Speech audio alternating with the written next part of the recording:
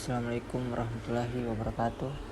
Perkenalkan, saya Fajar Nur Hadi dengan NIM F121222100. Di sini saya akan menjelaskan hasil PPT saya dari mata kuliah Geologi Minyak dan Gas Bumi yang berjudul Petroleum System. Di sini saya akan menjelaskan 4 pembahasan. Yang pertama itu ada trap, yang kedua itu shale rock, ketiga reservoir rock, keempat itu source rock, kelima itu hydrocarbon migration process. Sebelum saya masuk ke 5 pembahasan tadi, di sini saya akan menjelaskan terlebih dahulu proses petroleum system. Nah, pada gambar ini menunjukkan bagaimana minyak bumi terbentuk, bermigrasi dan terperangkap di bawah tanah dalam proses geologi yang kompleks. Dimulai dari batuan sumber, yaitu lapisan sedimen yang kaya akan bahan organik seperti fitoplankton yang terkubur dalam waktu lama dan mengalami tekanan serta suhu tinggi. Kemudian itu migrasi. Migrasi ini terjadi dalam 2 tahap.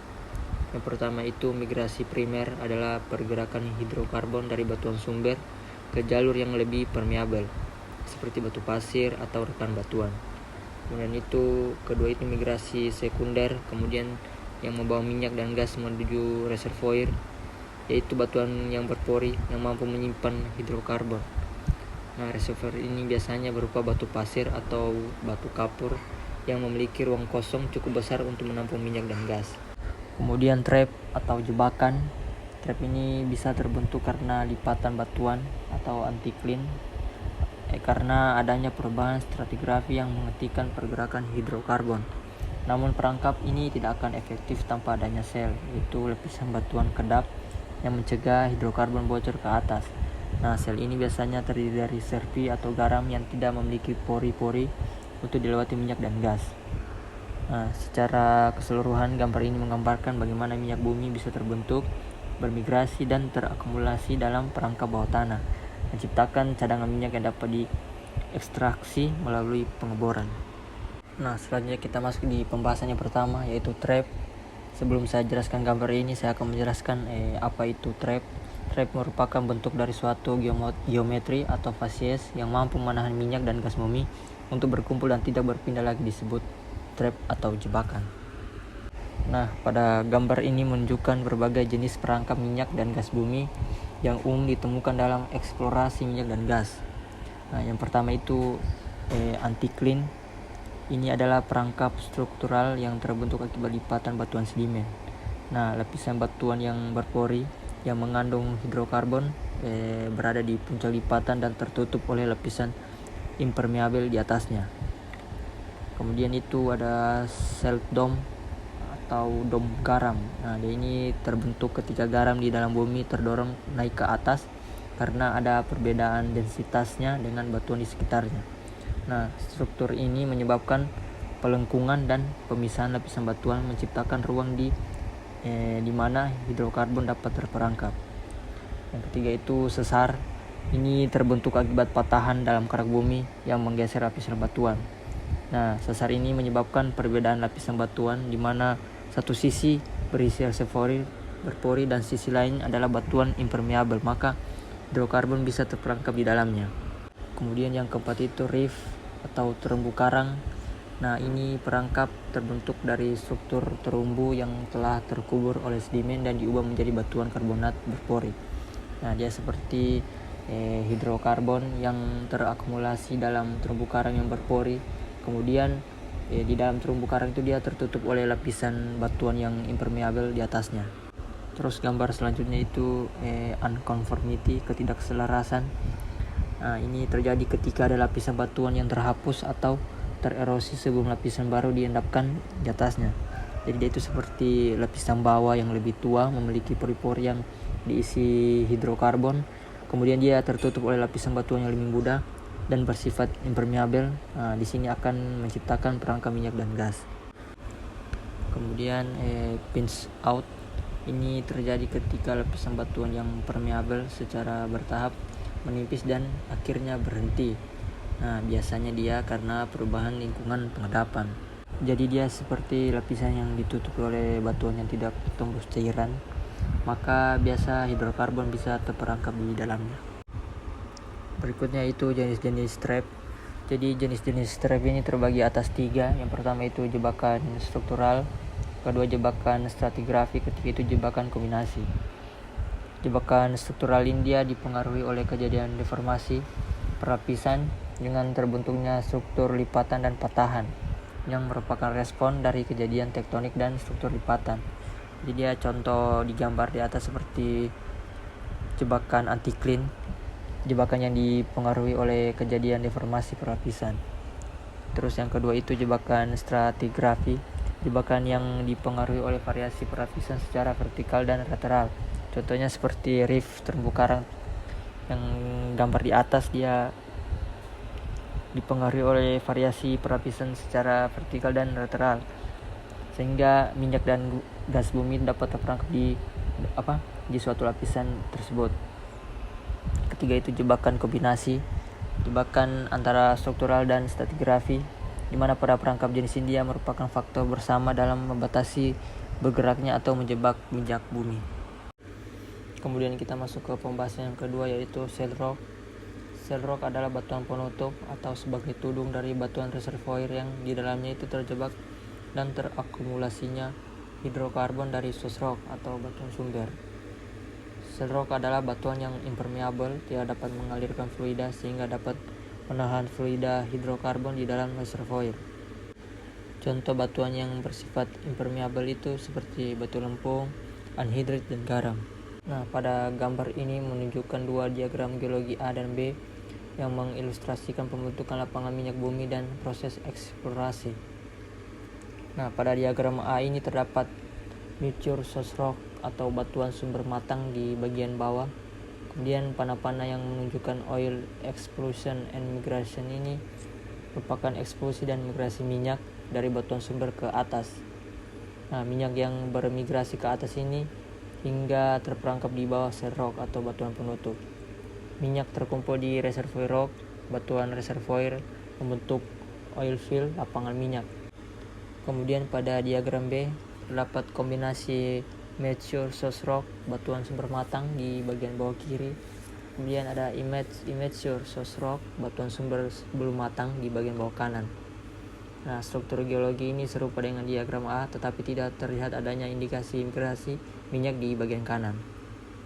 Nah, diagram ini mengilustrasikan bagaimana minyak bumi terbentuk dalam batuan sumber matang, bermigrasi ke atas, dan terperangkap di batuan reservoir. Di bawah batuan penutup yang kedap atau batuan penutup yang bersifat impermeable. Di sini juga saya akan menjelaskan overburden. Nah, overburden ini adalah proses pengendapan yang semakin menebal yang menutup petroleum system di bagian bawahnya. Nah, overburden ini penting untuk menjaga agar hidrokarbon tertahan sehingga terakumulasi dengan baik di reservoir menjadi bernilai ekonomis. Nah, hubungan antara overburden dan shale rock ini sering ditemukan dalam konteks geologi, khususnya dalam eksplorasi minyak dan gas bumi. Nah, overburden ini adalah lapisan batuan atau tanah yang menutupi suatu formasi geologi seperti reservoir minyak dan gas bumi. Lapisan ini bisa terdiri dari berbagai jenis batuan sedimen yang tidak memiliki porositas atau permeabilitas yang cukup untuk menyimpan atau mengalirkan fluida seperti minyak atau gas. Nah, shale rock ini adalah jenis batuan dengan sifat impermeable, tidak tembus cairan atau gas, yang berfungsi sebagai penyegel di atas reservoir hidrokarbon. Nah, jadi hubungannya itu kan shale rock ini sering menjadi bagian dari overburden, tetapi tidak semua overburden adalah shale rock. Jadi fungsi utama shale rock ini adalah mencegah minyak dan gas bumi yang terperangkap dalam reservoir agar tidak bocor ke atas atau keluar dari perangkap geologi. Sedangkan lapisan overburden ini dia secara keseluruhan menciptakan tekanan terhadap reservoir yang berada di bawahnya yang berpengaruh pada migrasi fluida dan akumulasi hidrokarbon. Jadi shale rock adalah bagian penting dari overburden yang bertindak sebagai penghalang utama dalam sistem perangkap hidrokarbon, sementara overburden ini secara keseluruhan dia berkontribusi terhadap kondisi tekanan dan lingkungan geologi di bawahnya. Selanjutnya kita masuk ke pembahasan yang ketiga, yaitu reservoir rock. Reservoir rock ini atau batuan reservoir adalah jenis batuan yang memiliki kemampuan untuk menyimpan dan mengalirkan fluida seperti minyak bumi, gas alam, dan air di dalamnya. Batuan ini menjadi tempat utama akumulasi hidrokarbon dalam sistem petroleum. Nah, ciri-ciri reservoir ini ada dua. Yang pertama, porositas, kemampuan batuan untuk menyimpan fluida dalam ruang pori. Yang kedua itu permeabilitas, kemampuan batuan untuk mengalirkan fluida melalui pori-porinya. Nah, pada gambar di samping ini merupakan gambar siklus lengkap pembentukan dan produksi minyak bumi dan gas alam dalam sistem petroleum. Nah, proses ini dimulai dari bagian bawah dengan lapisan source rock atau batuan sumber, di mana bahan organik mengalami pembentukan hidrokarbon pada suhu tinggi sekitar 175 Celcius. Nah, ketika hidrokarbon terbentuk, terjadi proses migrasi di mana minyak dan gas berangkat naik ke atas melalui rekahan dan pori-pori batuan menuju lapisan reservoir rock atau batuan reservoir. Nah, hidrokarbon akan bermigrasi sampai terperangkap oleh struktur geologi dan lapisan shell rock atau batuan penutup yang kedap. Nah, di dalam batuan reservoir itu akan terjadi akumulasi hidrokarbon dengan pemisahan alami berdasarkan densitas gas di bagian atas membentuk tudung gas, diikuti minyak di tengah dan air di bagian bawah. Untuk mengekstraksi hidrokarbon ini, sumur-sumur pengeboran yang ditunjukkan dengan 3 menara di permukaan tanah dibor menembus lapis-lapisan tersebut untuk mencapai zona akumulasi. Gambar juga menunjukkan indikasi suhu pada kedalaman berbeda, menggambarkan gradien termal yang memungkinkan proses pembentukan hidrokarbon terjadi. Nah, di sini saya akan menjelaskan ciri-ciri reservoir rock, yaitu yang pertama porositas. Porositas ini merupakan batuan yang permeabel, merupakan elemen kunci dari reservoir minyak dan gas. Batuan berpori mampu menahan cairan, biasanya minyak dan gas, dihasilkan dari batuan sumber, kemudian bermigrasi ke atas dan terperangkap di bawah lapisan penyegel yang tidak akan memungkinkan minyak dan gas keluar ke permukaan. Nah, pada gambar di atas ini merupakan batuan reservoir yang diklasifikasikan menjadi reservoir hidrokarbon klastik dan karbonat. Nah, reservoir klastik ini yang ditandai dengan A ini, misalnya batu pasir terdiri dari partikel-partikel kecil yang biasanya terkubur dan dipadatkan di dasar sungai dengan waktu yang cukup lama. Kemudian gambar B ini, reservoir karbonat biasanya dihasilkan oleh proses biologis kemudian terkubur dan dipadatkan untuk waktu yang lama. Sekitar 60% hidrokarbon ada di batuan reservoir klastik dan 40% di batuan reservoir karbonat. Nah, gambar ini merupakan gambar ruang pori dan tenggorokan pori menggunakan mikroskop elektron pemindaian atau disingkat SEM. Nah, seperti yang terlihat pada gambar, di tengah gambar ini terdapat sebuah kata pore atau pori yang ditandai dengan panah-panah mengarah ke berbagai arah. Itu menunjukkan bahwa pori tersebut merupakan ruang kosong yang bisa menjadi tempat penyimpanan fluida seperti minyak, gas, atau air dalam batuan reservoir. Nah, di sisi kanan gambar terdapat kata pore throats atau kerongkongan pori yang ditunjukkan dengan panah. Ini adalah saluran sempit yang menghubungkan antar pori, tempat fluida dapat mengalir dari satu pori ke pori lainnya. Ini merupakan gambar diagram yang menunjukkan porositas efektif dan tidak efektif di dalam batuan reservoir. Nah, porositas efektif ditunjukkan oleh jalur-jalur berwarna biru toska dengan panah yang menandakan aliran fluida. Ini mempresentasikan ruang pori yang saling terhubung, memungkinkan fluida seperti minyak, gas, atau air untuk mengalir melalui batuan. Pori-pori yang saling terhubung ini membentuk jaringan yang memungkinkan pergerakan fluida dan berperan dalam permeabilitas batuan. Sementara itu, porositas tidak efektif ditunjukkan oleh ruang-ruang kecil di antara butiran batuan yang tidak memiliki jalur aliran. Pori-pori ini terisolasi, tidak terhubung dengan jaringan pori lainnya, sehingga meskipun merupakan ruang kosong dalam batuan, fluida tidak dapat mengalir melaluinya. Nah, selanjutnya kita masuk ke permeabilitas. Permeabilitas merupakan parameter yang signifikan karena merupakan faktor yang bergantung pada laju pemulihan minyak dan gas. Ini merupakan parameter terpenting yang coba ditetapkan oleh insinyur reservoir. Biasanya rentang permeabilitas bervariasi lebih rendah dari 0,01 milidarsi hingga lebih dari 1 darsi, di mana nilai permeabilitas 0,1 md biasanya dianggap kecil untuk reservoir minyak, tetapi untuk reservoir gas masih layak. Permeabilitas kualitas reservoir yang sangat produktif umumnya diukur dalam rentang darsi. Nah, pada gambar di atas ini ada 3 gambar. Pada gambar pertama ini dengan label no pore species atau batuan yang tidak memiliki pori. Batuan ini digambarkan hampir seluruhnya itu berwarna kuning coklat dengan sedikit atau hampir tidak ada ruang biru. Ini menunjukkan batuan yang sangat padat dengan porositas sangat rendah, seperti mungkin batu granit atau batuan metamorf tanpa ruang pori. Batuan ini tidak dapat menyimpan atau mengalirkan fluida sehingga bersifat tidak permeable. Kemudian gambar yang di tengah ini yang berlabel unconnected pore spaces atau ruang pori yang tidak saling terhubung, yang menampilkan batuan dengan lebih banyak ruang pori area biru di antara butiran batuan, tetapi ruang-ruang ini terisolasi dan tidak saling terhubung. Meskipun batuan ini memiliki porositas yang lebih tinggi dan dapat menyimpan fluida dalam pori-pori tersebut, fluida tidak dapat bergerak di antara pori-pori karena tidak ada jalurnya penghubung. Ini menggambarkan porositas tidak efektif. Seperti yang disebutkan pada gambar sebelumnya, batuan semacam ini mungkin bisa menyimpan hidrokarbon tetapi tidak dapat mengalirkannya.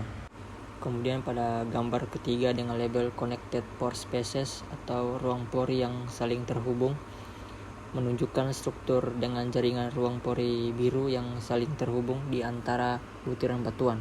Ini mempresentasikan batuan dengan porositas efektif tinggi seperti batu pasir atau batu gamping yang baik. Karena ruang pori saling terhubung, fluida dapat bergerak bebas melalui batuan, menjadikannya permeable dan ideal sebagai batuan reservoir untuk minyak dan gas. Batuan ini yang dicari dalam eksplorasi hidrokarbon karena kemampuannya tidak hanya menyimpan tetapi juga mengalirkan fluida. Selanjutnya kita masuk ke pembahasan yang keempat, yaitu source rock atau batuan induk. Batuan induk dapat didefinisikan secara luas sebagai batuan berbutir halus kaya akan bahan organik yang mampu menghasilkan minyak bumi jika terpapar panas dan tekanan yang cukup.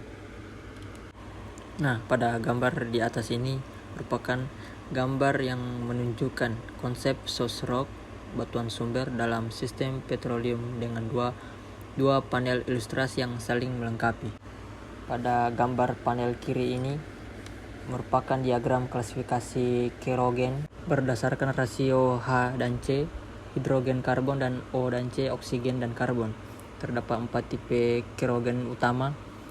Yang pertama itu tipe 1 kerogen atau algae, berasal dari alga, bersifat oil prone atau cenderung menghasilkan minyak dengan rasio H dan C tinggi dan O dan C rendah, ditandai dengan warna hijau dan biru. Kemudian tipe 2 kerogen atau plankton, berasal dari plankton, bersifat H-rich kaya hidrogen dan O pur miskin oksigen, dapat menghasilkan minyak dan gas. Kemudian tipe 3 kerogen land plants, berasal dari tumbuhan darat, bersifat gas prone, cenderung menghasilkan gas dengan kandungan oksigen lebih tinggi dan hidrogen lebih rendah. Kemudian ada tipe 4 kerogen carbonized material, berasal dari material yang telah terkarbonisasi, memiliki rasio H dan C dan O dan C rendah dengan potensi hidrokarbon terbatas. Pada gambar yang kanan menunjukkan proses pembentukan dan migrasi hidrokarbon dalam sistem petroleum. Nah, yang pertama itu source rock, terbentuk di kedalaman sekitar 3-4 km, di mana tekanan dan suhu menyebabkan kerogen dalam material organik terurai menjadi hidrokarbon. Terus selanjutnya terdapat oil window di kedalaman sekitar 2-4 km, di mana kondisi termal optimal untuk pembentukan minyak. Terus ada gas window yang berada di bagian bawah 4-5 km, di mana suhu lebih tinggi cenderung menghasilkan gas. Kemudian panah merah ini menunjukkan oil dan gas migration dari batuan sumber ke atas, mengikuti jalur migrasi menuju reservoir rocks atau batuan reservoir. Yang kemudian ada hidrokarbon terperangkap di bawah impermeable caps rock, batuan penutup kedap dalam berbagai jenis perangkap seperti anti-clean trap, foul trap, stratigraphy trap, dan reef of salt trap.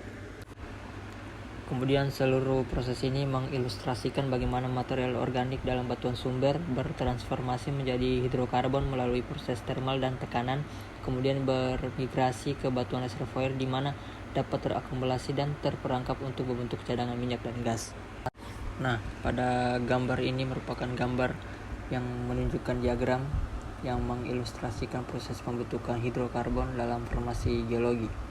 Diagram ini memiliki dua bagian utama.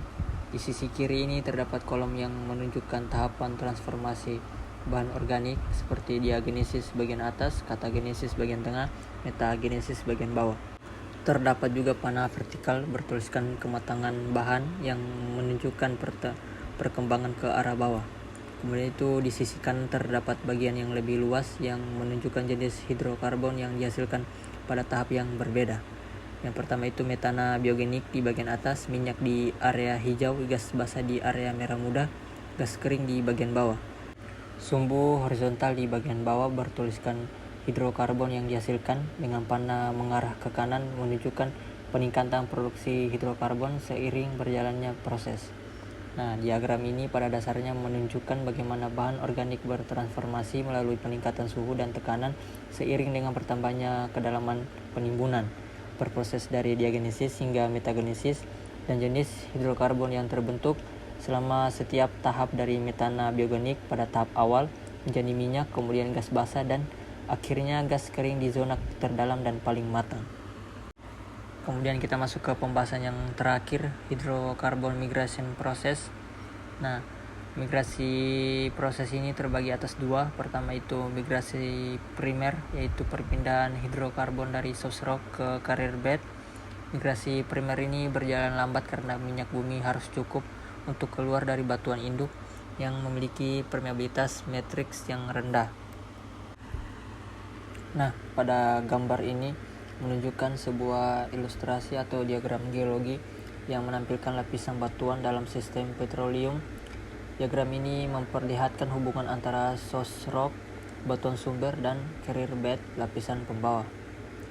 Struktur dalam gambar tersebut menunjukkan source rock, batuan sumber ditandai dengan lapisan yang gelap dan berlapis-lapis. Ini adalah batuan yang kaya akan material organik yang dapat menghasilkan minyak dan gas. Kemudian itu carrier bed, lapisan pembawa, ditunjukkan sebagai lapisan yang lebih terang di antara batuan sumber. Lapisan ini berfungsi sebagai jalur migrasi untuk hidrokarbon yang dihasilkan dari batuan sumber. Biasanya berupa batuan yang lebih permeabel seperti batu pasir.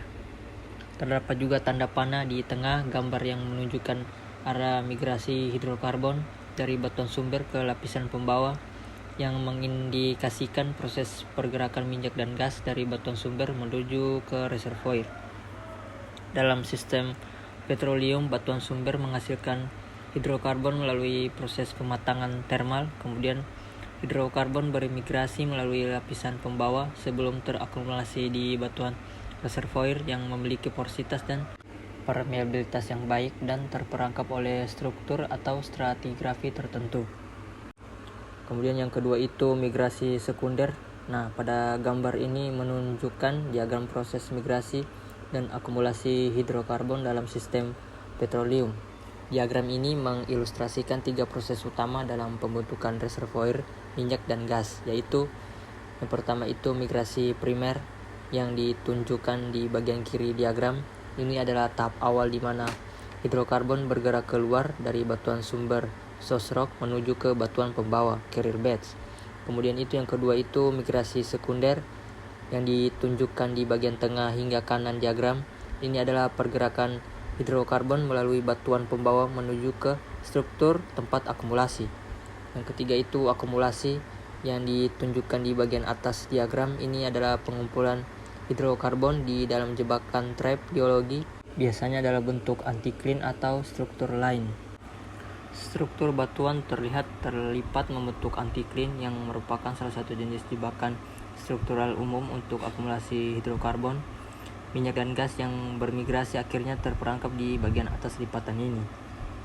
Nah, gambar ini serupa dengan gambar sebelumnya, tetapi memberikan ilustrasi yang lebih lengkap tentang proses pergerakan hidrokarbon mulai dari pembentukan hingga akumulasi dalam sistem petroleum.